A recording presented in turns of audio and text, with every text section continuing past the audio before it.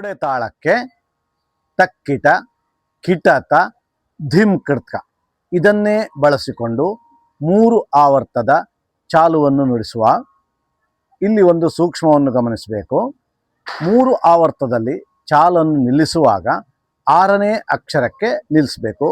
ಉದಾಹರಣೆಗೆ ಹೀಗೆ ತಕ್ಕಿಟ ತಕ್ಕಿಟ ತಕ್ಕಿಟ ತಕ್ಕಿಟ ತಕ್ಕಿಟ ತಕ್ಕಿಟ ತಕ್ಕಿಟ ತಕ್ಕಿಟ ತಕ್ಕಿಟ ತಕ್ಕಿಟ ತಕ್ಕಿಟ ತಕ್ಕಿಟ ತಕ್ಕಿಟ ತಕ್ಕಿಟ ತಕ್ಕಿಟ ತಕ್ಕಿಟ ತಕ್ಕಿಟ ತಕ್ಕಿಟ ತಾಂ ಧೀಂ ತೋಂ ಧೀಂ ತೋಂ ಧೀಂ ತೋಂ ಧೀಂ.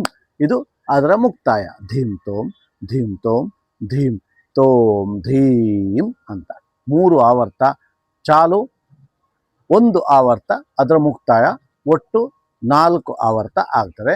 ಈಗ ತಕ್ಕಿಟವನ್ನು ನುಡಿಸ್ತಾ ಇದ್ದೇನೆ. ಇಲ್ಲಿ ಇನ್ನೊಂದು ಸೂಕ್ಷ್ಮವನ್ನು ಗಮನಿಸಬಹುದು. ಧಿಮ್ಕಿಟ ತಕ್ಕಿಟ ತಕ್ಕಿಟ ಅಂತ ಮಾಡಬೇಕು. ಆವಾಗ ನಿಮಗೊಂದು ಗುರುತಾಗ್ತದೆ. 1ನೇ ಅಕ್ಷರದಿಂದ ಆರಂಭ ಅನ್ನೋದು ಸ್ಪಷ್ಟ ಆಗ್ತದೆ. ಧಿಮ್ಕಿಟ ತಕ್ಕಿಟ ತಕ್ಕಿಟ ತಕ್ಕಿಟ ತಕ್ಕಿಟ ತಕ್ಕಿಟ ತಕ್ಕಿಟ ಧಿಮ್ಕಿಟ. ಇಲ್ಲಿಂದ 1ನೇ ಅಕ್ಷರಕ್ಕೆ ಬರುವಾಗ ಧಿಮ್ಕಿಟ ನುಡಿಸ್ಬೇಕು.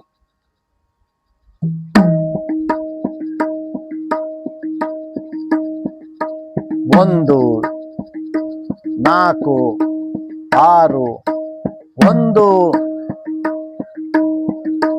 6.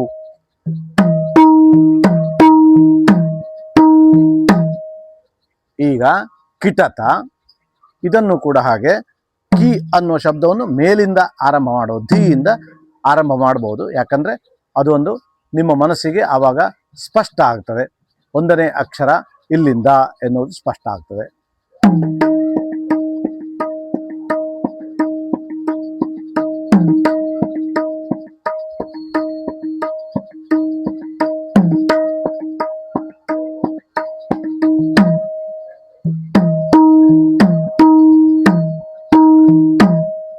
ಈಗ ಧಿಮ್ ಕೃತ್ಕ ಧಿಮ್ ಕೃತ್ಕ ಧಿಮ್ ಕೃತ್ಕ ಧಿಮ್ ಕೃತ್ಕ ಧಿಮ್ ಕೃತ್ಕ ಧಿಮ್ ಕೃತ್ಕ ಧಿಮ್ ಕೃತ್ಕ ಧಿಮ್ ಕೃತ್ಕ ಧಿಮ್ ಕೃತ್ಕ ಧಿಮ್ ಧಿಮ್ ಕೃತ್ಕ ಧಿಮ್ ಕೃತ್ಕ ಧಿಮ್ ಕೃತ್ಕ ಧಿಮ್ ಕೃತ್ಕ ಧಿಮ್ ಕೃತ್ಕ ಧಿಮ್ ಕೃತ್ಕ ಧಿಮ್ ಕೃತ್ಕ ಧಿಮ್ ಕೃತ್ಕ ಧಿಮ್ ಕೃತ್ಕ ಧಿಮ್ ರಿತ್ತೋಂ ಧಿತ್ತೋಂ ಧಿಮ್ ತೋಂ ಧೀಂ. ಇದನ್ನು ಕೂಡ 6ನೇ ಅಕ್ಷರಕ್ಕೆ ನಿಲ್ಲಿಸಿದ್ದೇನೆ.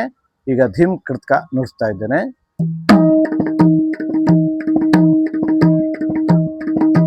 1 2 3 4 5 6 7 1 2 3 4 5 6.